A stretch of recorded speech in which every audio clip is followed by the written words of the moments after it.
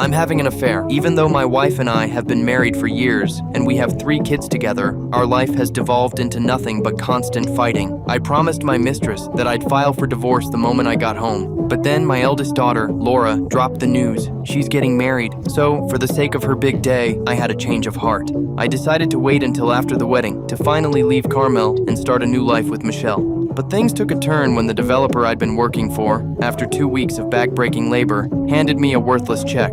He flat out refused to pay me. In a blind rage, I tracked him down and trashed his place. Later that day, I was leaving church and hopped into a cab. That's when I spotted a brown paper bag left behind on the back seat. I cracked it open to take a look. To my shock, it was 20,000 pounds. I knew this money was dirty, no question about it, but my son-in-law's family is incredibly wealthy. I didn't want Laura to feel inferior or lose face in front of them. So I tucked the cash into my toolbox and smuggled it back home. I showed the money to my wife. She immediately demanded to know where it came from. I came clean and told her the truth. She insisted I turn it over to the police, but the next day, I headed to the casino to launder it instead. Not long after, I got a call from my wife. She told me some strangers had shown up at our door. They were asking questions about the money. Panicked, I tried to return some of it to the taxi company, but the staff there dropped a bombshell. The driver had been beaten half to death by a gang the night before. I had no idea I was holding on to blood money from the mob. It was the day of my wedding. My mistress called me up, asking when I was coming to pick her up.